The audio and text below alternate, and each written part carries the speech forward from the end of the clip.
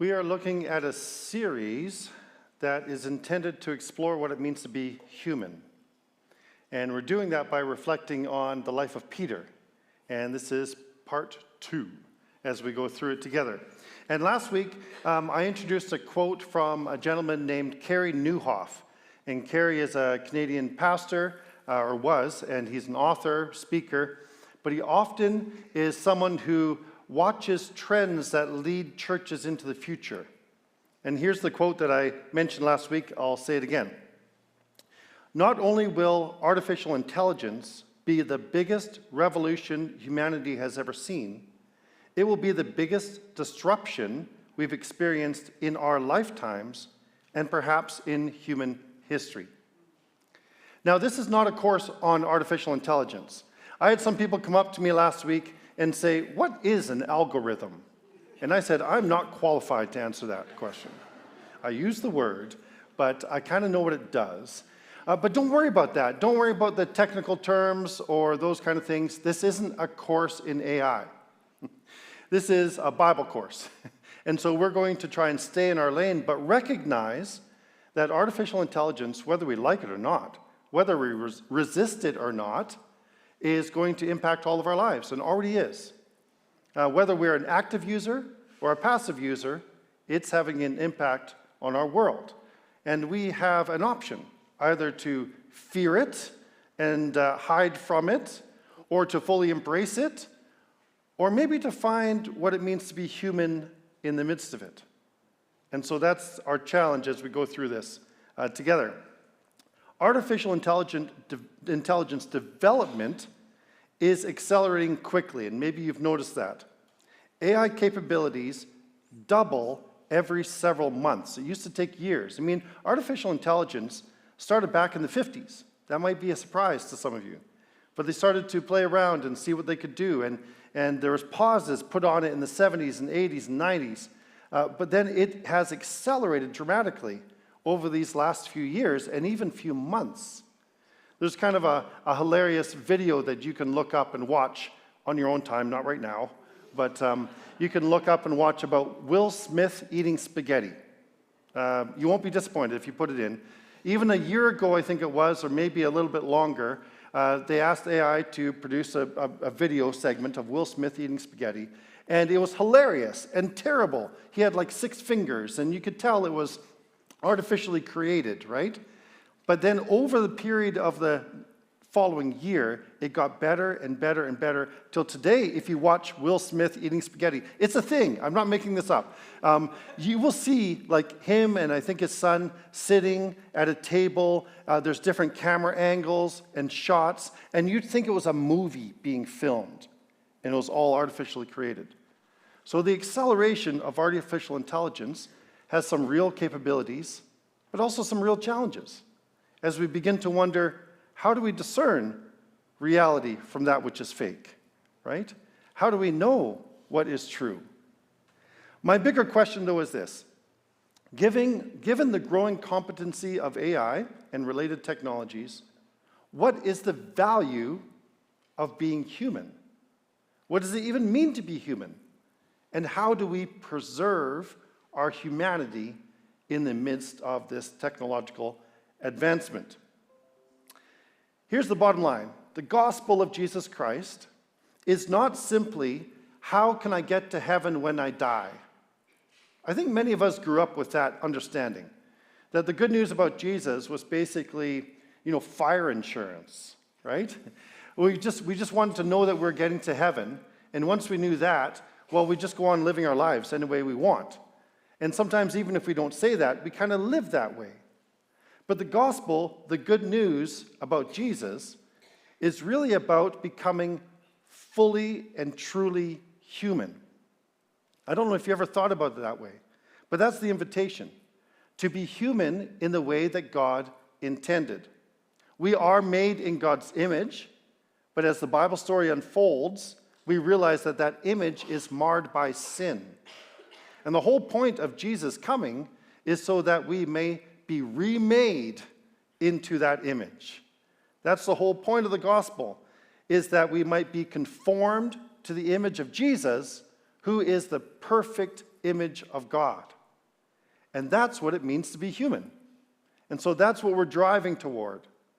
But I also want to look at some practical implications of that, because that's a great theological truth.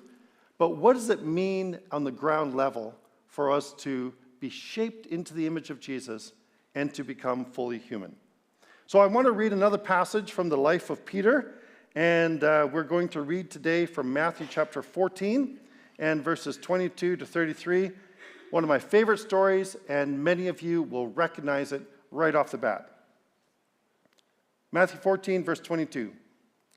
Immediately, Jesus made the disciples get into the boat and go on ahead of him to the other side, while he dismissed the crowd. After he had dismissed them, he went up on a mountainside by himself to pray.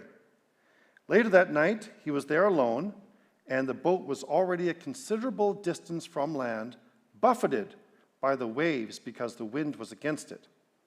Shortly before dawn, Jesus went out to them, walking on the lake. When the disciples saw him walking on the lake, they were terrified. "It's a ghost," they said, and cried out in fear. But Jesus immediately said to them, "Take courage, it is I, don't be afraid." "Lord, if it's you," Peter replied, "tell me to come to you on the water." "Come," he said. Then Peter got down out of the boat, walked on the water, and came toward Jesus. But when he saw the wind, he was afraid, and beginning to sink, cried out, "Lord, save me." Immediately, Jesus reached out his hand and caught him. "You have little faith," he said. "Why did you doubt?" And when they climbed into the boat, the wind died down. Then those who were in the boat worshipped him, saying, "Truly you are the Son of God." What a great passage. I think we often remember this story as Peter's failure, right? Peter took his eyes off Jesus, looked around at the waves, got freaked out, began to sink. He doubted, and so Jesus needed to rescue him. And we think we would have done better, for sure, right? And so sometimes we think of this passage as sort of a milestone of Peter's failure, and that's partly true. But if we read carefully, Matthew tells the story a little differently. 11 disciples stayed in the boat. Only one got out. That's an important part of the story, isn't it? Peter's story reminds us that being human is not always about playing it safe. It is about risking obedience when Jesus calls. That's part of what it means to be human, and Peter shows that to us.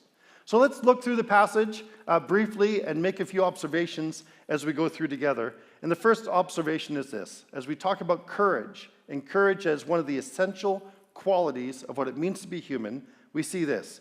Courage begins with a call.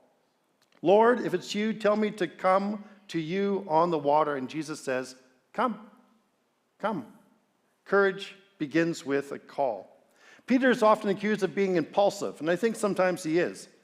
But notice what he actually says. He doesn't jump first and think later. He asks for a word from Jesus. And so Peter's courage is not recklessness. Peter's courage is responsiveness. And we talked about this last week. That idea of being human is responding to God's call in our lives. And that's what Peter is modeling for us again. And I would say that the most important skill that will preserve our humanity is to learn to listen. Listen to one another, but mostly to listen for the voice of God. Even Jesus said, "My sheep hear my voice, and they follow." I spent about 8 months in England working with some churches doing missions, and I was only about 19 years old, 20 years old. And one of my favorite things to do was every morning to get up and go for a walk through the fields. Those of you who have been to England, you know you can walk through farmers' fields as long as you remember to close the gate behind you. But often you can go through these beautiful green fields, enjoy the day, if it's not raining, of course, and just marvel at God's creation and his beauty. But I was 19, remember? So I got bored easily. And there was no Facebook. And so I had to entertain myself. And there were sheep in the field. So I thought, how close can I get to these sheep in order to touch them or something, right? I don't know what I was thinking in my mind, but I was bored. And so I would sneak up on them. I would try and get to them. As soon as they'd spot me, they would scatter. They would take off. I tried using different voices. I tried to call them. Anybody watching must have thought I was out of my mind. But this is how I entertain myself in the mornings as I walked across the fields. And this one day I went out and I was my antics, but I saw someone standing at the bottom of the field. It was the shepherd. And he I don't know if he noticed me or not. But suddenly he let out this call. Like, I don't know, I don't want to mimic it. It might disturb too many people. But it was a weird, strange voice, a strange call. And all of a sudden, all the sheep looked up and they ran toward him. And it was amazing. Now, he had food in his hand too, right? And so maybe that was part of the incentive. Animals are, driven by instinct. And maybe if I had just had food. But I do think that they recognized his voice and they ran toward the shepherd. And it just has stuck with me all these years of such a beautiful image of what Jesus is saying. My sheep hear my voice. The greatest skill that we can develop is to listen to the voice of Jesus and respond. That's what courage is. And that's what it means to be human as well. How do we hear that voice? We talked about it last week a little bit. All creation declares the glory of God. Night after night, day after day, they pour forth speech. I think creation calls us to worship, right? We also see God's voice and hear God's voice in Scripture. And Scripture calls us to love. Love the Lord your God with all your heart, soul, mind, and strength. And love your neighbor as yourself. There's a call there, a call to love. Jesus calls us to follow. There's lots of opportunities to hear God's voice and respond. And we need to cultivate that if we want to be fully and truly human. See, faith is not courage in ourselves. It is confidence in the one who calls us to obedience. And that's what Peter models for us in this story. Here's the reality. Peter steps out because Jesus is already there. And I think that might be an encouragement to us today as we might be facing a decision or something that we have to do in life and we feel fearful. But we feel God calling us into something. The beauty of it is Jesus is already there. And that's what courage is about. Second thing that we observe in this passage is this. Courage moves forward despite fear. Courage isn't the absence of fear. We understand that, right? Courage moves forward despite fear. Then Peter got down out of the boat. The storm was still there. The waves were still there. The wind was still there. Nothing around Peter changed. The only thing that changed was Peter. Notice that Matthew never says that Peter stopped being afraid. He felt fear, but he moved forward in spite of that fear. So courage is not the absence of fear. Courage is movement despite the fear that we have. I came across this phrase. I'm not sure who originally said it, so I'll claim it as my own. If you repeat this to someone, make sure, no, you don't have to put my name. But I think it's kind of cool. It says this, fear may ride in the car, but courage refuses to let it drive. Right? It's a good one. Maybe I should put my name on that one. Yeah, people are like, oh, that's good. Yeah. Yeah, but that's what it is. I mean, fear is often in the car with us. But courage says, you're not going to drive. There's no way. But so often I think fear drives our reactions in the world to the stuff around us. Courage says, I know you're here, but I'm driving, right? Or better yet, Jesus, take the wheel. There's a song about that, I think. I think many of us have been taught to wait until we feel ready. Wait until the fear passes. Wait until we feel a sense of confidence building before we take the next step. But the Bible rarely works that way. Have you noticed that? Abraham, when he was called, he wasn't ready right? Moses wasn't ready. Peter wasn't ready, but they moved anyway. They had confidence because Jesus was already there. And so here's the bottom line. To be human is to live courageously despite uncertainty. Do you feel uncertain about the world around you? I do at times. I had a nice break this last week. Both Christine and I went on adventures on our motorcycles, different adventures, and then we met up. And there was a couple of days I was outside of cell range, outside of any human communication, and just riding into kind of the woods. And there's a beauty about that, right? And sometimes you just need to unplug, because when you're bombarded with the news and information and stories, the uncertainty builds. We wonder, what is the future going to be like? How are we going to adapt?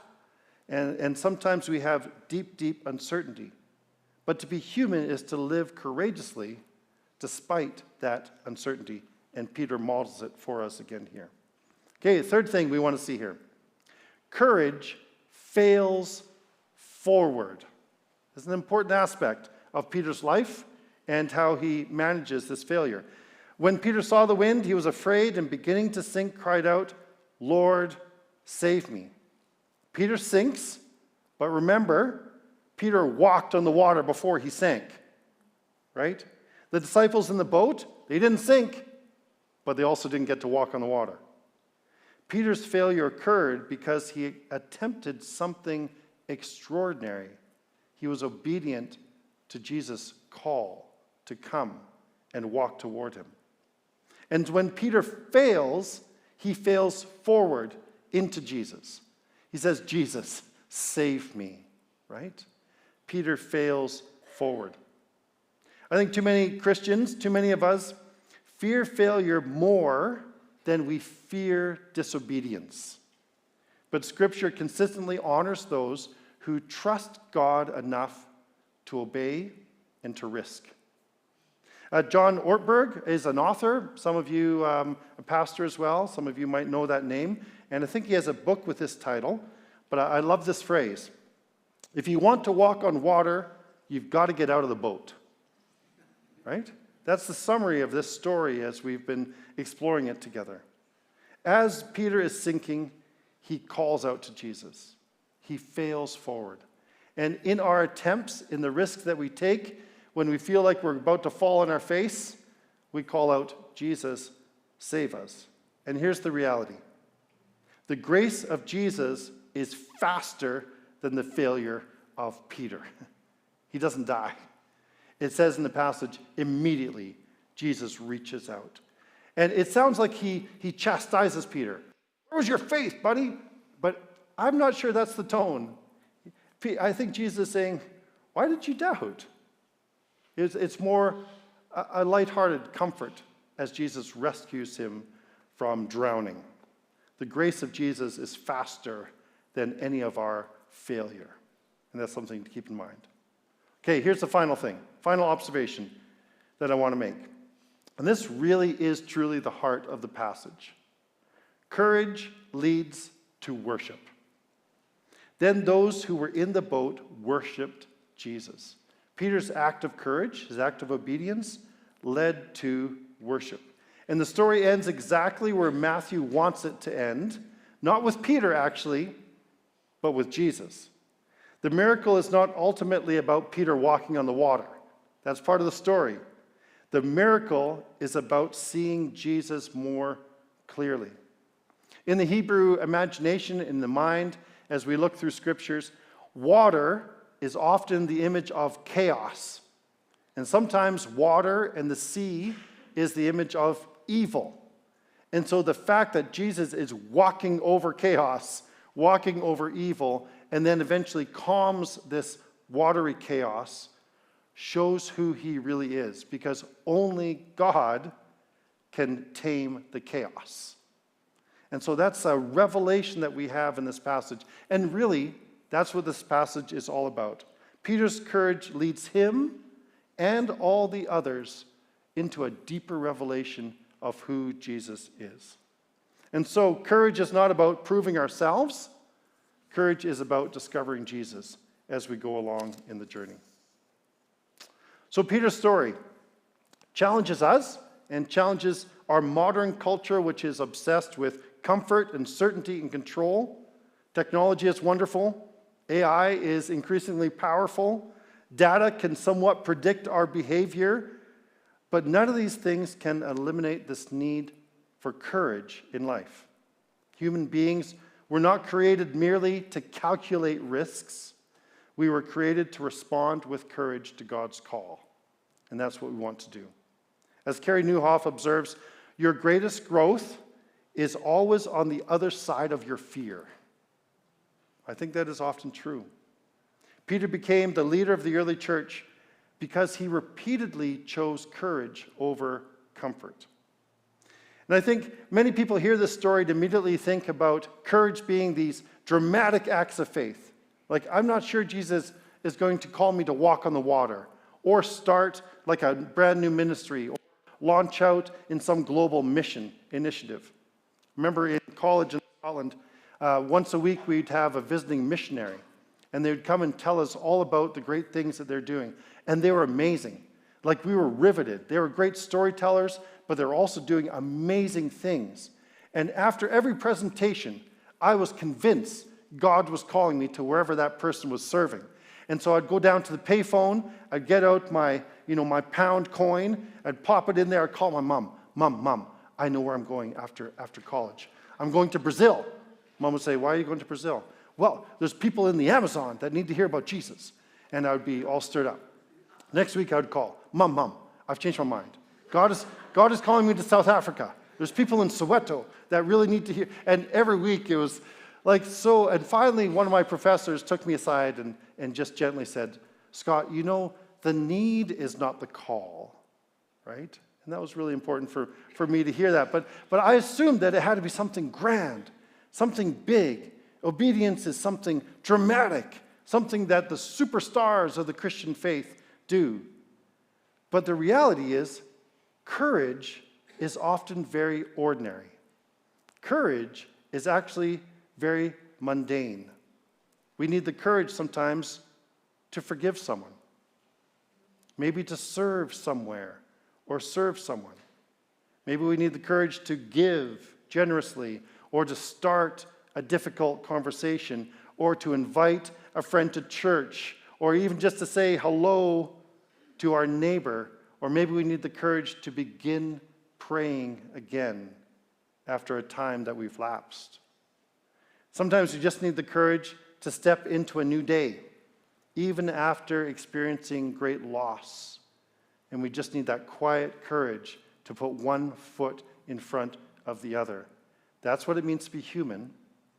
That's what it means to have courage to face the new day, knowing that Jesus is already there. That's courage. Well, let's wrap it up with this. Many people stay stuck because they fear making mistakes. But Peter teaches us that disciples grow through imperfect obedience. So the challenge is this. Maybe we need to stop asking, what if I fail? Maybe we need to start asking, what if Jesus meets me there? What a wonderful promise. Jesus saved me, and immediately he reaches out. And so the question of the text that we've been looking at today is not so much why did Peter sink? The question is really, why did everyone else stay in the boat when they had an opportunity to walk on the water?